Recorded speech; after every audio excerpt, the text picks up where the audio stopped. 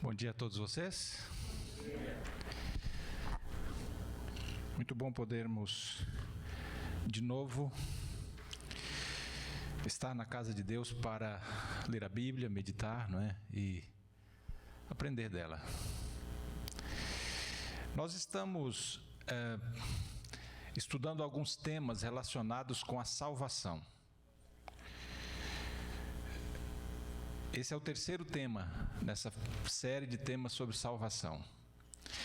Vocês se lembram que o primeiro tema foi sobre a graça.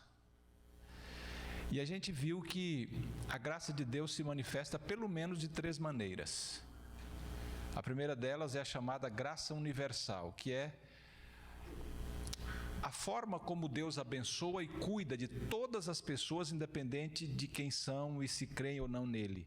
Quando Jesus disse que Ele dá o sol, a chuva para o crente, não crente, enfim, é a graça universal. Vimos também que existe uma parcela da graça que pode ser considerada a graça preveniente, prévia. É uma porção da graça de Deus que Ele dá para todos os seres humanos para garantir que, apesar do ser humano ser tão pecador, ele tem a condição de abrir o coração e aceitar Jesus. Ele pode rejeitar, se ele não aceitar a graça. Mas essa graça garante que ele tem condição de aceitar a salvação. Se não fosse isso, nós estaríamos perdidos, dada a nossa natureza pecaminosa.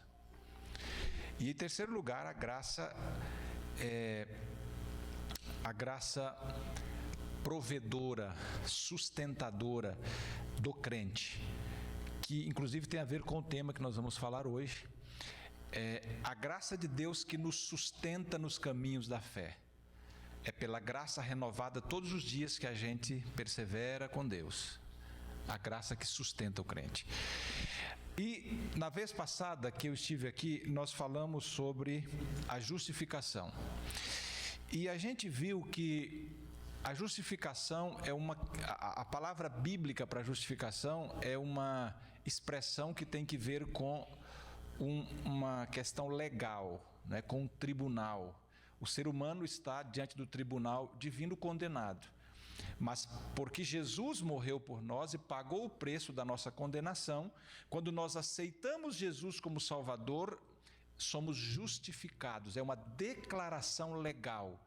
Somos aceitos, justificados e considerados como se nunca houvéssemos pecado. Por quê?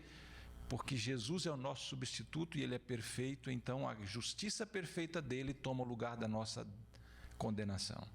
Isso é justificação.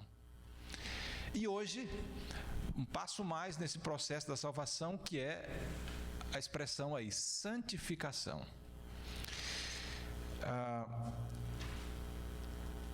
Interessante que a nossa salvação é um processo, né? Nós estamos salvos, mas nós ainda seremos salvos. É um processo, porque nós estamos aqui nesse mundo. E a aplicação dessa redenção, não é, que é progressiva, a Bíblia chama de santificação. É uma obra na qual Deus e o homem participam juntos. Mas eu quero começar lendo o texto que vai aparecer aí na tela, que é esse. Um texto de Hebreus, em que o autor diz: segui a santificação, sem a qual ninguém verá o Senhor. Segui a santificação. Nós vamos voltar a esse texto, mas o texto aí está dizendo que sem a santificação ninguém verá o Senhor. Mas o que é exatamente a santificação, né? Sem ela nós não vamos ver a Deus. Mas o que é a santificação?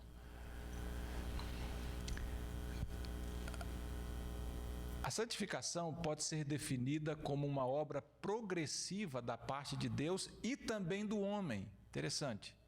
Da parte de Deus e também da parte do homem, que nos torna cada vez mais livres do pecado e semelhantes a Cristo em nossa vida presente. Definição de Gruden. Então, é um processo, é algo progressivo, crescente. que envolve a participação de Deus e que envolve a participação do homem. E essa obra progressiva faz com que a gente vá se libertando do pecado e vá se tornando mais semelhantes a Cristo a cada dia. Então, a gente pode dizer que a santificação é algo dinâmico, é um processo dinâmico de crescimento espiritual. Em outras palavras, a santificação é sinônimo da restauração da imagem de Deus em nós. Então, o ser humano foi feito à imagem de Deus, vindo o pecado, esta imagem foi destruída e vai sendo cada vez mais destruída à medida em que o homem se afasta de Deus. Mas, quando o ser humano aceita a salvação e se conecta com Deus, o processo inverso começa a acontecer. Ou seja, começa a haver um processo de restauração da imagem de Deus no homem, preparando o homem para o céu, o ser humano para o céu. Por isso é que, lá em Hebreus, Paulo diz que sem a santificação ninguém verá a Deus. Então, esse processo de restauração para que a gente possa voltar a habitar o céu. Há um texto de Ellen White em que ela diz assim que Deus não vai levar o pecador inveterado para o céu, porque ele não teria prazer lá no céu. Então, para que a gente possa ir para o céu, é preciso haver a aceitação da salvação que Cristo oferece e o processo da santificação, que é a transformação do nosso caráter, para que a gente esteja feliz depois no céu, né? Bom,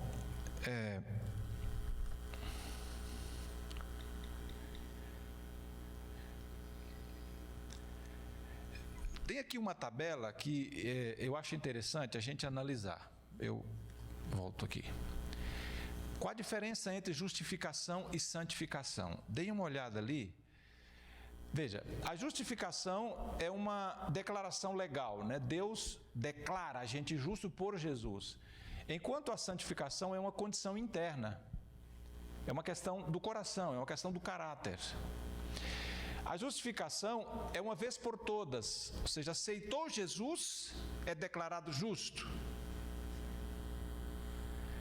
Enquanto que a santificação continua por toda a vida, é um processo diário, contínuo. A justificação é inteiramente obra de Deus, somente Deus pode nos declarar justos. A santificação existe também a cooperação humana. A justificação é algo perfeito nesta vida, quer dizer, é uma declaração legal, independente de quem seja o ser humano. Ele aceitou Jesus, ele é declarado justo, e o texto diz ainda mais, que Deus ainda diz mais, que nesse momento Deus nos considera como se nós nunca houvéssemos cometido pecado. Então é algo perfeito, porque é a perfeição de Cristo, né, que se apresenta. Mas a santificação não é perfeita nessa vida, nunca vai ser perfeita nessa vida. A justificação é a mesma para todos os cristãos. Igualmente, quem aceitou Jesus é justo. Mas a santificação é maior em alguns do que outros, porque depende também do ser humano, né? Bom, diante disso, eu gostaria que nós analisássemos os 3 estágios da santificação.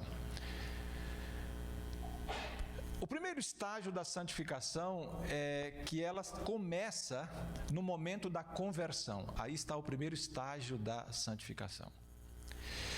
Para a gente entender melhor esse assunto de conversão, a própria palavra dá assim o sentido do que realmente é uma conversão. A pessoa está indo nessa direção aqui, né? Não conhece a Deus, vive uma vida de mentira, uma vida de egoísmo. As prioridades não tem nada a ver com Deus, são prioridades humanas, tem que ver com o egoísmo, com o coração humano corrupto. A pessoa está indo nessa direção, mas de repente a pessoa de alguma forma encontra Jesus Cristo e aí há um estalo, né? Cai a ficha. E de repente aquela pessoa que estava indo nessa direção totalmente do pecado, toma toma consciência e diz: espera aí, eu não estou bem assim, eu não sou feliz desse jeito. Eu preciso tomar uma atitude diferente, um caminho diferente. E aí a pessoa entrega o coração a Cristo. É como Paulo lá no caminho de Damasco. Ele ia naquela direção de combate, mas de repente ele encontra Jesus, cai, e naquele mesmo instante ele diz: Senhor, o que queres que eu faça? Agora Jesus era o Senhor da sua vida. Esse momento em que a ficha cai, não é? A pessoa percebe uma coisa que ela não percebia antes. Ellen White, mencionando isso, ela diz assim que Satanás coloca uma máscara no rosto da pessoa, de tal maneira que ela, mesmo ouvindo falar de Jesus, mesmo conhecendo alguma coisa da Bíblia, ela vai levando a vida por si mesma, seguindo a direção do seu coração, egoísmo, maldade, inveja, enfim. Mas de repente esse véu, pela graça de Deus, é removido, e a pessoa enxerga o que ela não enxergava antes. Ela cai em si, se converte. Ela entende que servir a Deus é melhor. Há como que um estalo, não é? Isso é a conversão. E nesse momento, quando a pessoa entrega o coração a Jesus Cristo, ocorre o início ou a primeira fase da santificação, não é? Ocorre na conversão essa mudança de direção. Ao invés de uma imediata transformação de hábitos e padrões, não é? Na conversão, apenas há uma mudança de direção, há uma decisão. A pessoa decide entregar a sua vontade a Deus, entregar a sua vida a Deus, há uma decisão. Mas a pessoa continua ainda sendo a mesma pessoa.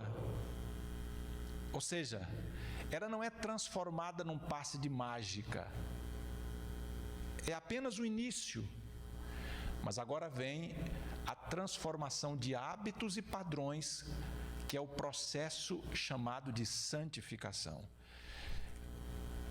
Eu acabei desligando aqui, ao invés de...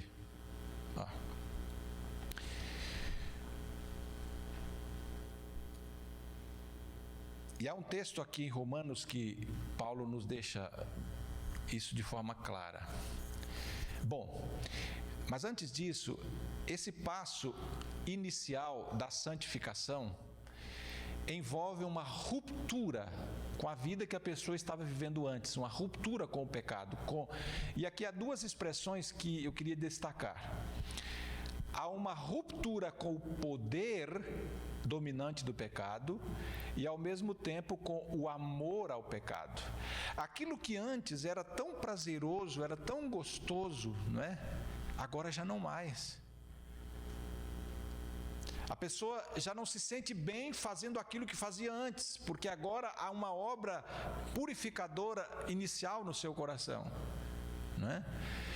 Essa ruptura, esse início aí, essa quebra de poder acontece na conversão.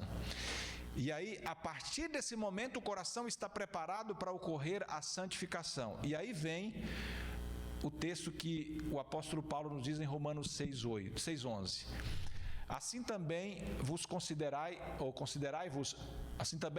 considerai-vos mortos para o pecado, mas vivos para Deus em Cristo Jesus, porque o pecado não terá o que agora? Domínio. Percebe que interessante isso, gente? Por isso é que acontece o batismo. O batismo é simbolicamente o enterro de alguém que morreu, não é? É o sepultamento. Nós não deixamos uma pessoa que morreu sem ser sepultada ou cremada. Ela não vai ficar aí o corpo, né, ao relento, tem que ser sepultado. Espiritualmente é a mesma coisa. Na conversão, a gente entrega a vida a Jesus, simbolicamente morreu. Aí há o sepultamento, mas assim como Cristo saiu da sepultura, a gente sai também. Há uma ressurreição para uma nova vida, para começar o processo da santificação, não é, que é tão necessário. E aqui é apenas a primeira fase. E Paulo continua dizendo: outrora escravos do pecado, viestes a obedecer de coração a forma de doutrina a que fostes entregues. e uma vez libertados do pecado, fostes feitos servos da justiça. Aqui, gente, passa a cumprir aquilo que Deus havia profetizado, Deus havia dito para Adão e Eva após o pecado, lá em Gênesis 3,15. Vocês se lembram que lá, Deus disse para Adão e Eva: eu vou pôr inimizade entre ti, falando agora para a serpente, representando Satanás, e a mulher, entre a sua descendência e o seu descendente, que era Jesus Cristo. Então, em outras palavras, através da graça, através de Jesus Cristo, Deus interromperia esse processo de domínio do pecado na vida do homem, somente através da graça, somente através de Cristo Jesus. E então, aí nós encontramos a primeira fase da santificação, que é o início dela, é o início justamente no momento da conversão. Mas agora vem o segundo estágio da santificação, que é o aumento diário da vida espiritual, é um crescimento diário, né, da experiência com Deus. A santificação aumenta por toda a vida, é um processo crescente. John Wesley, esse aumento ali é com o mesmo, está certo aquilo ali? Desculpem, pode ser que eu errei ali.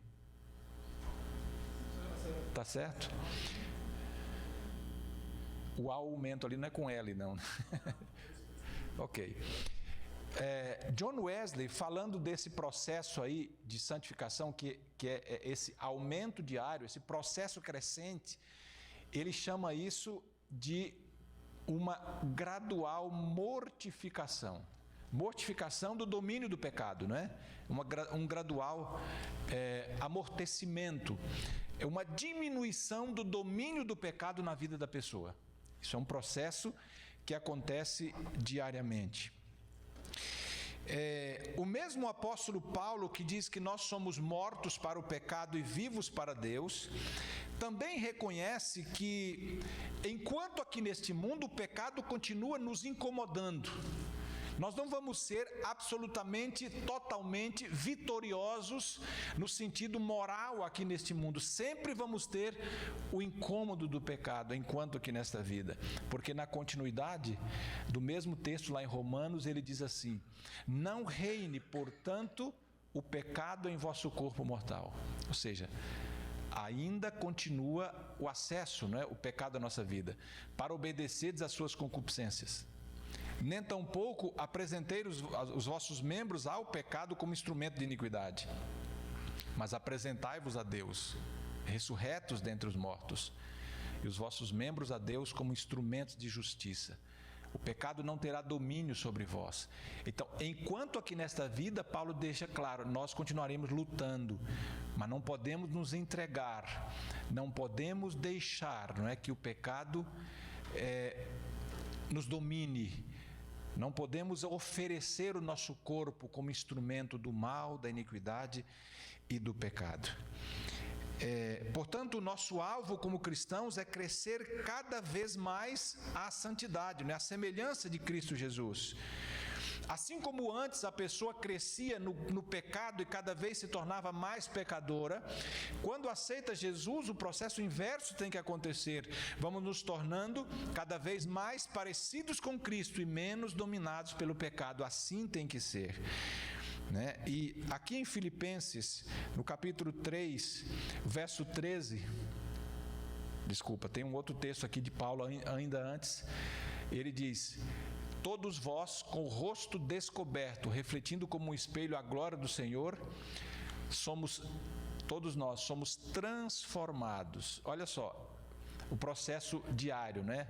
De glória em glória, a sua própria imagem. Somos transformados de glória em glória, passo a passo, dia a dia, transformados de acordo com o poder do Espírito Santo trabalhando em nós, para nos tornarmos semelhantes à imagem de Cristo Jesus.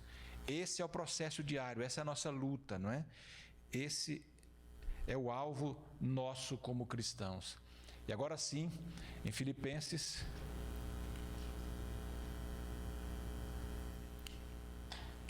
ele diz assim: esquecendo-me das coisas que para trás ficam e avançando para as que diante de mim estão, eu prossigo para o alvo, para o prêmio da soberana vocação de Deus em Cristo Jesus. Todo dia é um dia de renúncias, né? Esquecendo e avançando. Há um outro texto de Paulo em que ele diz assim, que nós temos que remover o peso do pecado que nos assedia, como uma pedra que está no nosso ombro. A gente tem que jogar isso para trás, para continuar caminhando, correndo, né? Tendo força, avançando para o nosso objetivo final, para conquistar o prêmio, não é? A salvação eterna. Então, é um processo diário, é um crescimento contínuo. Em outras palavras, embora Paulo não houvesse ainda alcançado a perfeição, ele prosseguia para alcançar todos os propósitos pelos quais Cristo o salvara. A expectativa de todos os autores do Novo Testamento é, portanto, que a nossa santificação aumente no curso da nossa vida, diariamente, num processo contínuo e constante, não olhando para trás, não desistindo, mas avançando, sempre com os olhos postos em Cristo Jesus.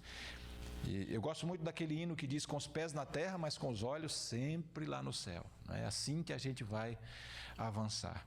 E então vem o terceiro estágio da santificação, que é a completa santificação. Em que momento? No retorno de Cristo Jesus. Ela começa no momento da nossa conversão.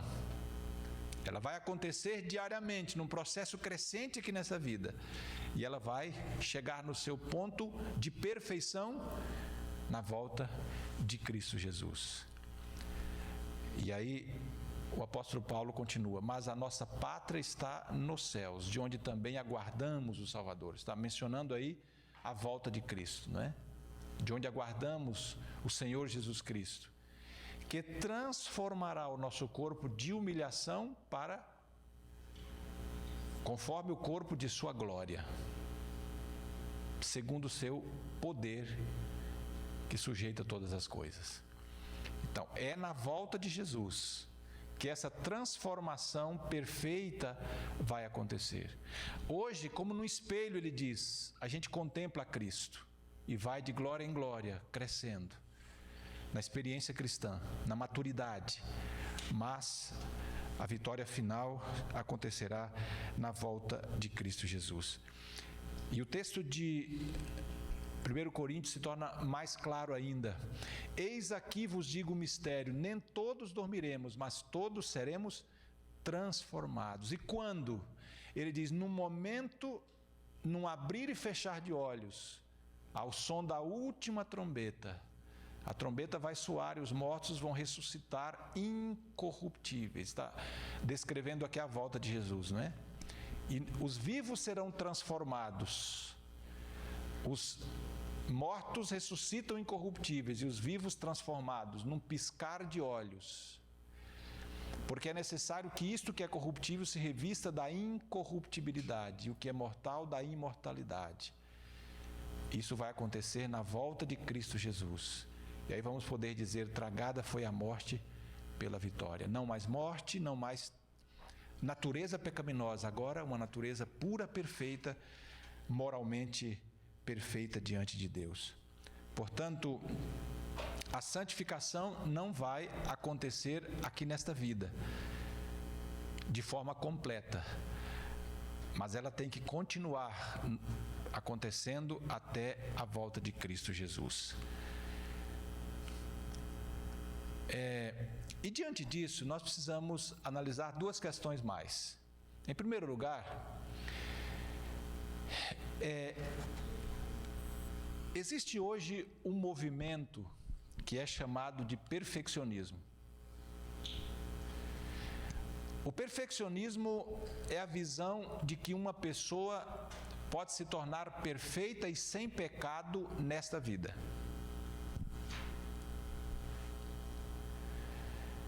E por que algumas pessoas pensam assim? Há alguns textos na Bíblia, e eu acabei não colocando aqui, mas eu vou mencioná-los. O primeiro deles está em Mateus capítulo 5, verso 48. Alguns textos que Deus nos fala a respeito da santificação. Em Mateus 5,48, se vocês quiserem acompanhar,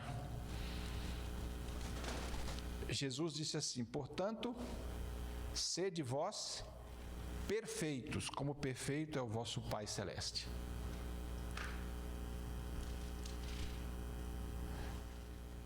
Aqui Jesus está falando da importância de nós nos tornarmos perfeitos como Deus. Em 2 Coríntios, capítulo 7, verso 1, Paulo também fala algo em palavras diferentes, mas que tem que ver com o mesmo sentido. 2 Coríntios 7, verso 1, ele diz assim: purifiquemo-nos de toda impureza, tanto na carne como no espírito, aperfeiçoando a nossa santidade no temor de Deus. Aperfeiçoando a nossa santidade, purifiquemo-nos, diz Paulo. E em 1 Tessalonicenses 5:23, Paulo diz assim: o mesmo Deus da paz vos santifique em tudo. Então, com base nesses textos e talvez outros relacionados à santificação, algumas pessoas chegam à conclusão de que é possível nos tornarmos perfeitos aqui neste mundo, com uma perfeição sem pecado nesta vida. Não na volta de Jesus, mas agora. Viver uma vida sem pecado. Será que isso é possível? O que realmente a Bíblia quer dizer quando menciona esses textos aqui que nós acabamos de ler? Veja, quando Jesus nos ordenou que fôssemos perfeitos como nosso Pai no céu, como o Pai é perfeito, Ele está mostrando que a própria pureza moral e absoluta de Deus é o padrão para nós. É o padrão pelo qual Deus nos considera responsáveis. Mas Ele não conclui que alguém o atinja. Somente que esse é o alto padrão moral pelo qual Deus quer que os crentes aspirem e pelo qual os crentes lutem. A declaração de João, de que todo aquele que permanece nele não vive pecando, em 1 João 3,6, que é outro texto, não ensina que alguns atinjam a perfeição aqui nesta vida, porque o tempo aqui do verbo, o tempo presente, e um presente contínuo, mostra que os seres humanos continuam no processo de luta contra o pecado. Ele diz assim: todo aquele que permanece nele não vive pecando. Todo aquele que vive pecando não o viu nem o conheceu. Essa expressão, quem está nele não vive pecando, essa expressão no seu sentido original quer dizer assim: uma prática inveterada, um domínio completo do pecado. Então, aqui a Bíblia está nos mostrando uma diferença entre quem serve a Deus e quem não serve a Deus. Aquele que não serve a Deus vive na prática inveterada do pecado. Aí o João diz: essa pessoa não conhece a Deus. Agora, aquele que tem a experiência da salvação não vive nessa prática inveterada do pecado. Não quer dizer que não vá pecar, mas é diferente. O pecado é um acidente, como diz Ellen White. Então, quando a gente analisa a Bíblia como um todo, dá para ver que a Bíblia não está dizendo que a Bíblia não está dizendo que nós vamos chegar num ponto de perfeição moral e impecabilidade nessa vida. Por outro lado, há algumas passagens, tanto do Velho como do Novo Testamento, que ensinam claramente isso, que nós somos pecadores e que, enquanto aqui nesta vida o pecado vai nos assediar. Por exemplo, Salomão, em 2 Crônicas 6:36, diz assim, ele estava fazendo a oração da dedicação do templo, e ele ora a Deus dizendo assim: Senhor, quando pecarem contra ti e vierem a esse templo orar, aí ele faz uma observação: pois não há homem que não peque. Não há homem que não peque. Da mesma forma, aqui em Romanos 6,12, no mesmo texto que Paulo fala da luta e da morte para o pecado, etc., ele diz assim: não há homem justo sobre a terra, homem que faça o bem e que não peque. Romanos 6,12. Tiago 3,2 diz: porque todos tropeçamos em muitas coisas. E ainda mais um texto, o texto aqui de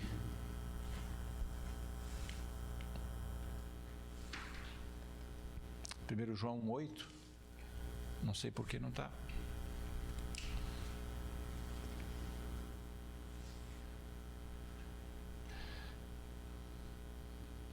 É o texto talvez mais conhecido nesse assunto aí, de ser humano pecador, né? Que nesse mundo ele diz: se dissermos que não temos pecado nenhum, nós nos enganamos e a verdade não está em nós.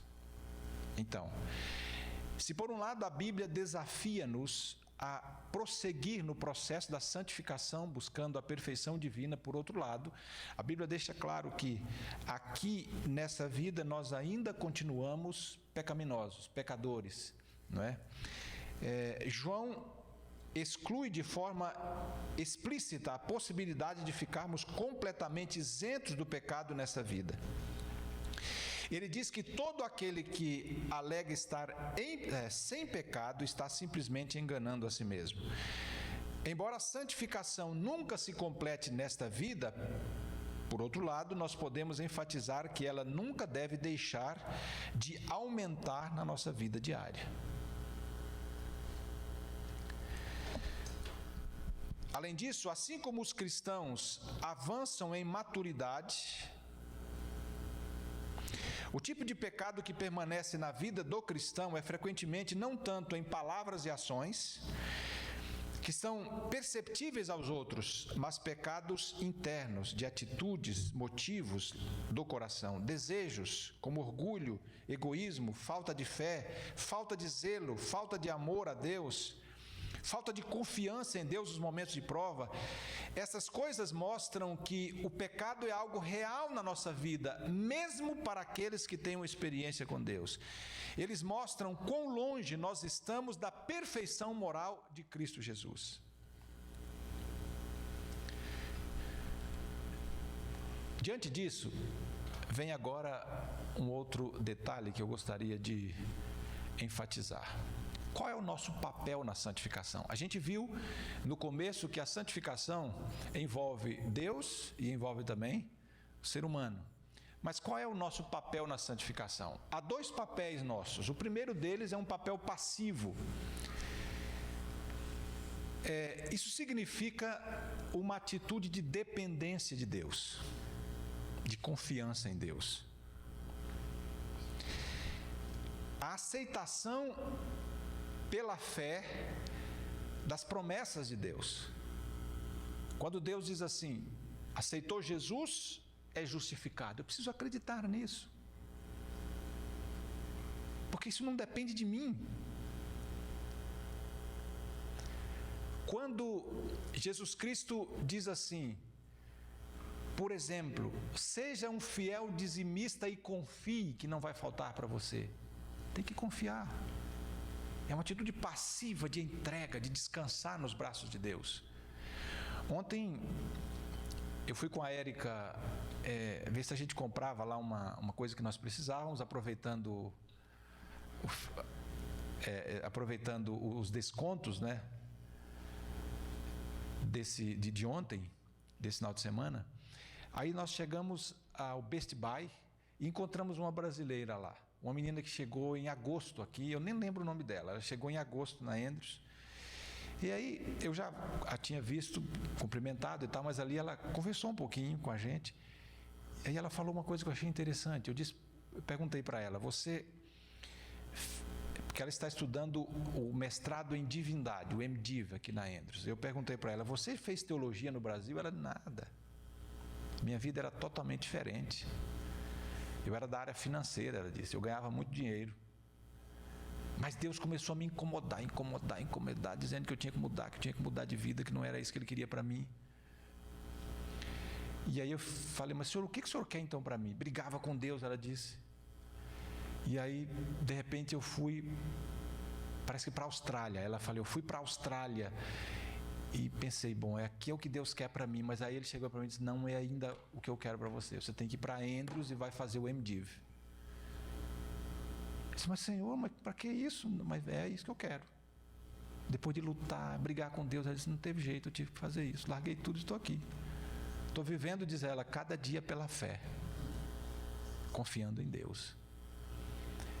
Eu lembrei um pouco da minha experiência quando eu larguei tudo também lá para ir para o seminário, depois vir para cá. E eu vejo aqui os colegas lá, eu sei que cada um tem uma história assim também, que aí cada um aqui, de alguma forma, esse papel passivo, confiar em Deus, mesmo diante das dificuldades, mesmo quando não há evidências, confiar. Deus falou, eu acredito. É dar um passo de fé, né? É confiar que Deus está no controle, que Ele sabe o que é melhor para nós. Sem isso, não há como Deus cumprir os objetivos grandes que Ele tem para nós. Deus tem tantos sonhos para nós, mas como isso vai se concretizar se a gente não confia? Se a gente não permite, não é? Se a gente não entrega, se a gente não deixa que Ele conduza a vida? Essa confiança, descansar em Deus. Esse é o primeiro passo, é o papel passivo, não é? Nosso. Mas isso não é tudo, não é? Existe também o papel ativo nosso, né? O nosso papel ativo na santificação. Nós nos esforçamos para fazer a nossa parte, para obedecer, dar os passos que aumentarão a nossa santificação. Isso não é salvação pelas obras,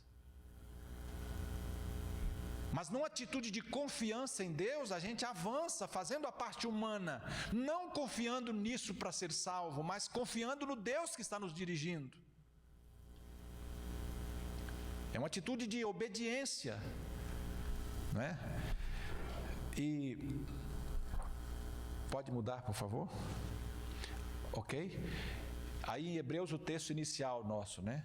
Segui a santificação sem a qual ninguém virá ao Senhor. E eu coloquei aqui alguns outros textos que são interessantes para a gente analisar. Pode passar, por favor?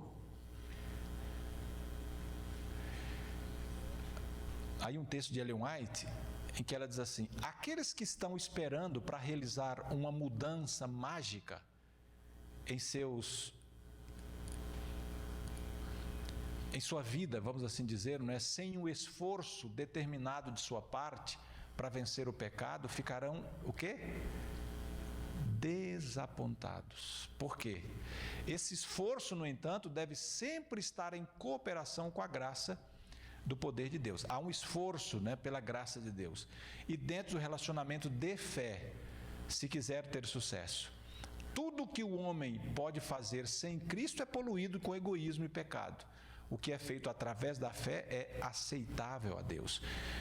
Portanto, não é uma atitude apenas de esperar, confiar, mas também fazer a nossa parte. Há um esforço pela graça, há um esforço pela fé que a gente precisa fazer, não é? Então, o que nós precisamos fazer? Eu trouxe aqui alguns passos que eu acho que são interessantes, que Deus não vai fazer por nós, mas que são essenciais se a gente quer realmente permitir a santificação em nosso coração. E eu gostaria de ler com vocês, eu não coloquei aqui porque são vários textos, mas eu gostaria de ler rapidamente alguns deles. Em Mateus capítulo 4, verso 4, Jesus está falando da leitura da Bíblia, da meditação, da importância de manter a palavra de Deus em nossa mente. Lembram o que está lá? Mateus capítulo 4, verso 4. Jesus diz assim, nem só de pão viverá o homem, mas de toda a palavra. Olha a importância da palavra de Deus. Nem só de pão viverá o homem, mas da palavra de Deus. É no Salmo 119, não é, que Davi diz assim: guardo no coração a tua palavra para não pecar contra ti. Então, não existe vida espiritual vitoriosa sem Bíblia. Não existe santificação sem tempo para ler e meditar na palavra de Deus. Como é que está a lição da escola sabatina na sua experiência?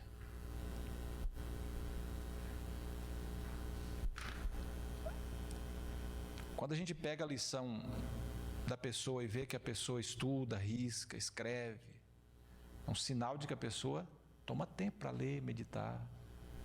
A lição às vezes fica lá jogada, passa a semana toda. Como é que Deus vai operar a santificação aí? A leitura da Bíblia. Se a gente não tomar, que seja 5 minutos, 10, 15, meia hora, um tempo para Deus de manhã antes de sair, para meditar e deixar o Espírito Santo alcançar o coração, não vai acontecer a santificação. De alguma forma, o trabalho do Espírito Santo na nossa vida está totalmente relacionado com a leitura meditativa da Bíblia. Quando a gente para ler a Bíblia, medita nela, de alguma forma o nosso coração também se abre e o Espírito Santo pode efetuar a transformação que ele precisa fazer. E esse texto aqui eu queria muito que vocês abrissem aí, Efésios capítulo 6. Efésios capítulo 6. Nesse texto, Paulo fala de várias coisas, mas eu queria me ater aqui o que ele fala sobre a Bíblia e fala sobre a oração. Verso 6, capítulo 6, versos 17 e 18. Ele está falando aqui nesse trecho, né, da armadura de Deus, a armadura de Deus. E aí, quando chega nos versos 17 e 18, ele fala do capacete da salvação. E aí, na sequência, ele diz: e a espada do Espírito. E o que é a espada do Espírito? Ele diz: é a palavra de Deus. Então, nós estamos no meio do grande conflito, somos soldados de Deus, estamos no meio de uma guerra espiritual, e a espada para esse combate espiritual no qual nós estamos é a Bíblia, é a palavra de Deus.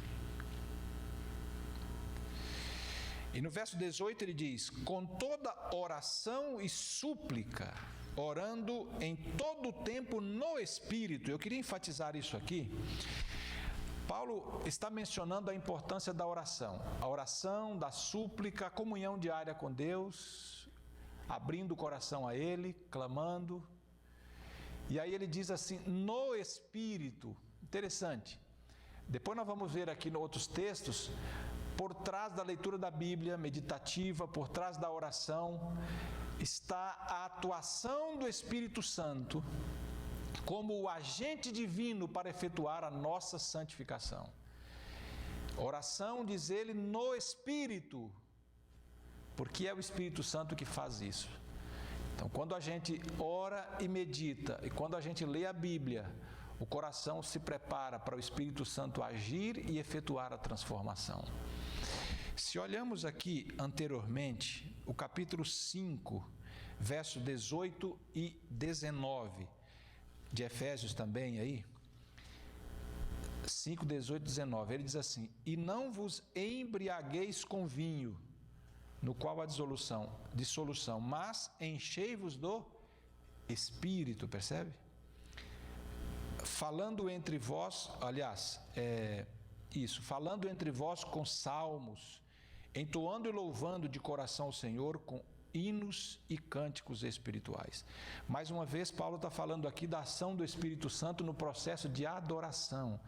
Então, outra parte humana no processo da santificação, é adorar, é louvar a Deus, é cantar. Nós estávamos aqui cantando agora há pouco, tão gostoso, né? A gente senta, medita, canta, abre o coração, a mente se prepara para receber a influência do Espírito Santo.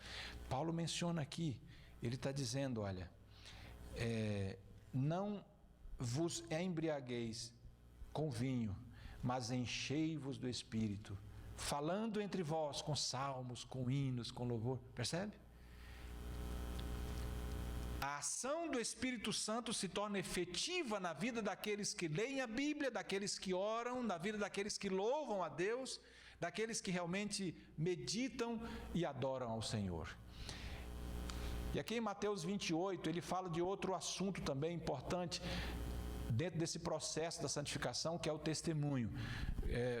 Mateus 28, 19, ele diz assim: e recebereis poder ao descer sobre vós o Espírito Santo, e sereis minhas testemunhas. Mais uma vez, falando do Espírito Santo, envolvido agora no testemunho, né? Sereis minhas testemunhas. O que é uma testemunha? O que significa testemunhar?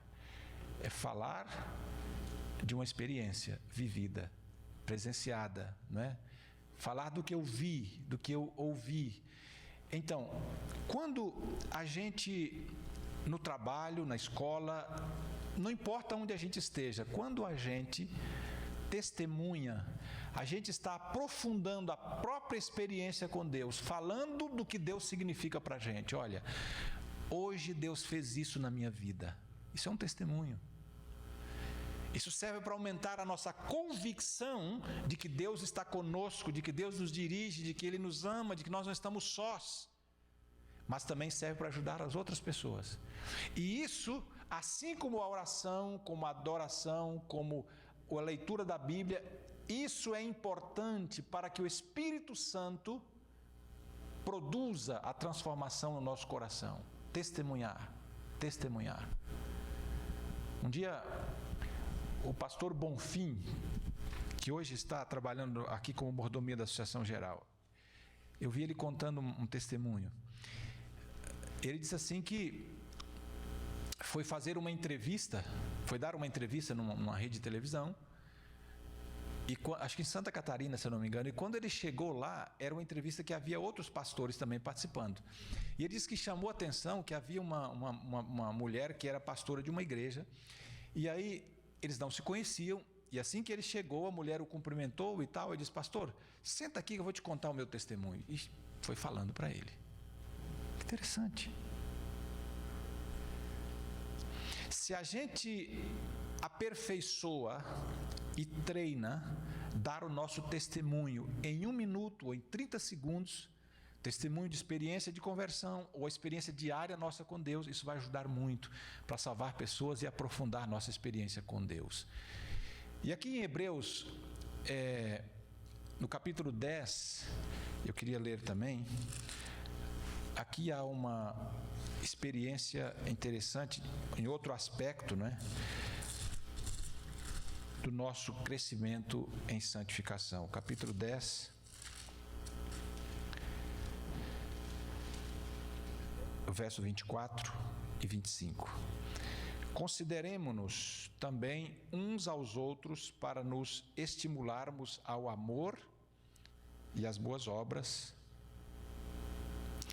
Não deixemos de congregar-nos, como é costume de alguns. Antes, façamos admoestações, apelos, tanto mais quanto vedes que o dia se aproxima.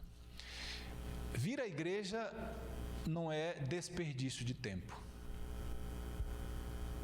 Por isso Paulo diz assim: não deixemos de congregar. Geralmente, quando a pessoa abandona a fé, primeiro ela deixa de estudar a Bíblia, de orar, já não canta hinos, daqui a pouco ela deixa de frequentar a igreja, daqui a pouco ela abandona totalmente tudo. Então, estar na igreja também é um passo importante que depende de nós, né, para que o Espírito Santo efetue a santificação em nossa vida. E finalmente, também o domínio próprio, a autodisciplina. Gálatas 5:23, esse é parte, né? Está como fruto também do Espírito Santo. Entre outras coisas, Paulo diz, como fruto do Espírito está o domínio próprio, a autodisciplina. Significa evitar aquilo que a gente sabe que é prejudicial para nós, fugir do pecado, não é? Fugir daquilo que é prejudicial para a nossa vida, estar longe, não é?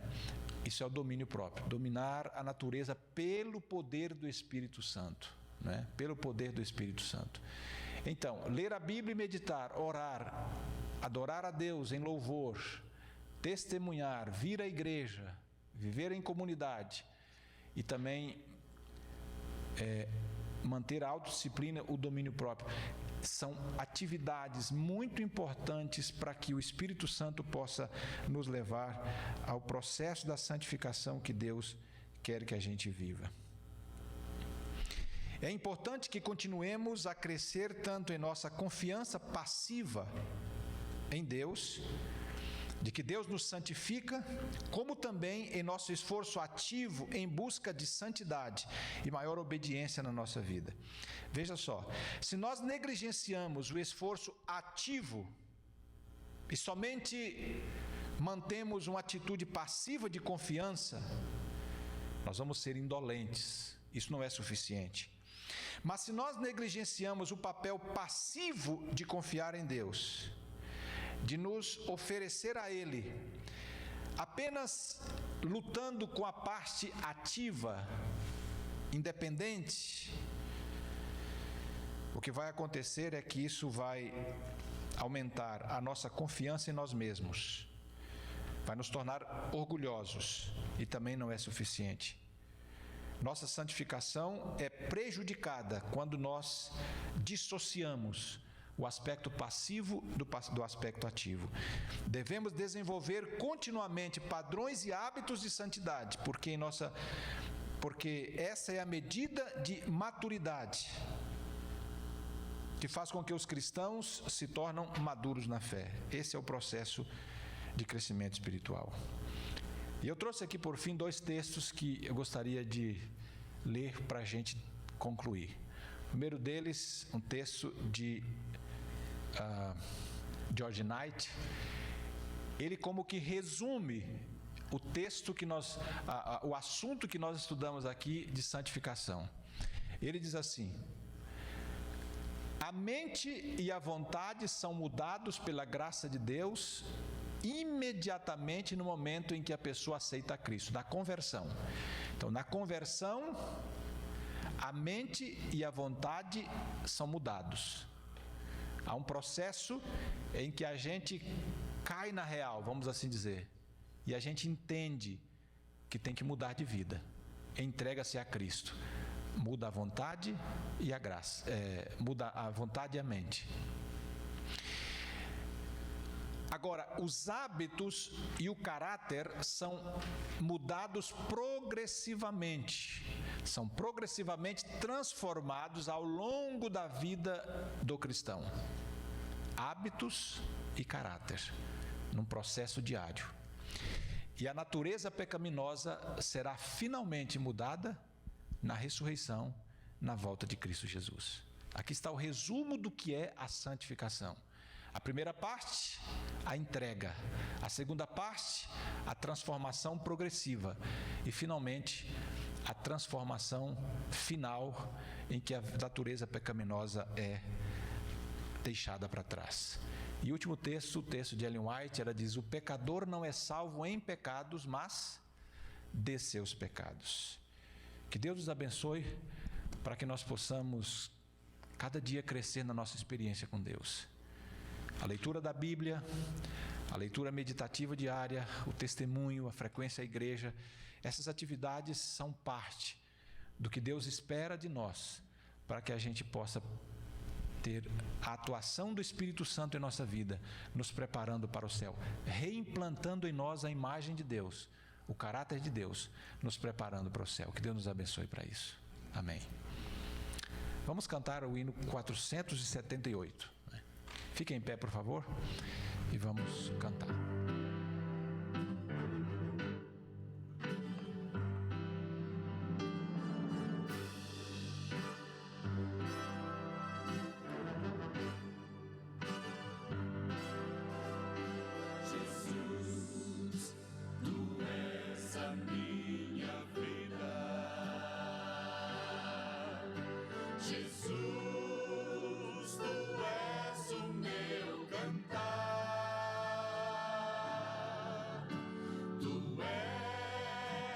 estrada mais bonita, por onde eu devo caminhar. Jesus, tu és a primavera que faz a vida florescer.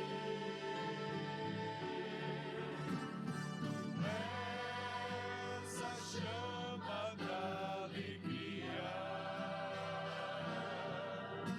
que faz brilhar todo o meu ser. Jesus, tu és a melodia, a voz, o canto, a emoção.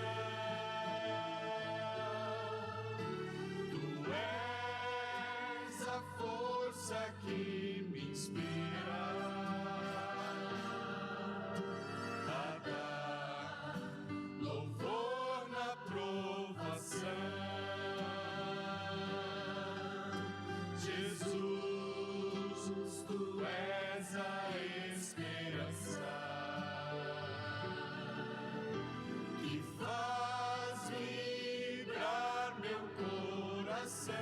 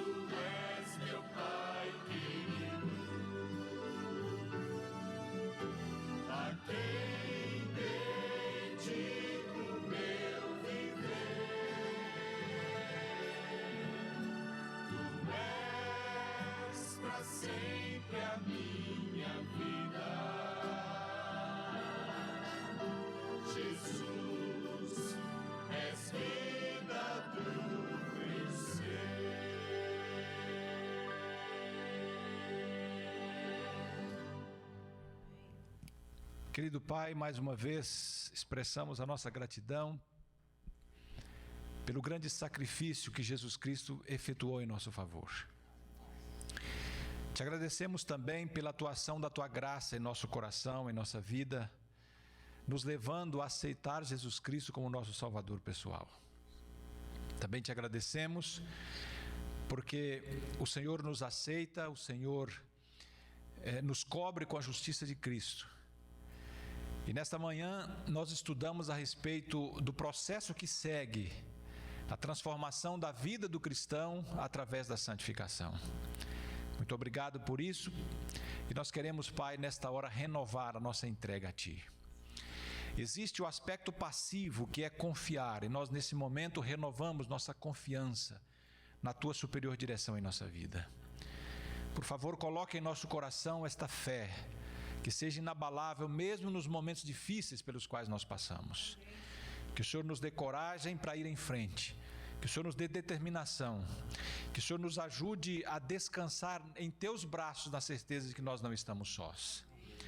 Mas também, Pai, queremos nesta hora pedir a força do céu para que o segundo aspecto da parte humana possa também ser uma atividade prática em nossa vida. Nós queremos ter mais tempo para orar, para meditar em Tua palavra. Nós queremos ser testemunhas Tuas, que o Senhor nos dê coragem para isso.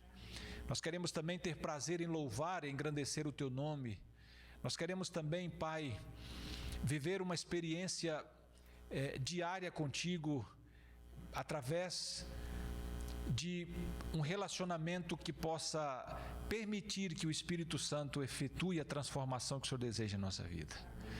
Que nós nunca nos esqueçamos que sem oração, sem leitura da Bíblia, sem meditação, sem louvor, sem frequentar a igreja, sem testemunhar, nós não podemos realmente chegar no nível espiritual que o Senhor pode nos levar quando estas coisas fazem parte da nossa vida. Dê-nos teu Espírito, batiza-nos com Ele diariamente e nos ajude a ser conduzidos por Ele na nossa caminhada cristã até aquele grande dia quando o Senhor finalmente virá nos buscar e nos dar uma natureza perfeita, não mais contaminada pelo pecado e não mais sujeita à ação do pecado. Nós confiamos em Ti. Por isso, mais uma vez, entregamos nossa vida ao Senhor e renovamos nossa confiança. E o fazemos em nome de Jesus Cristo, nosso Salvador. Amém, Senhor. Amém.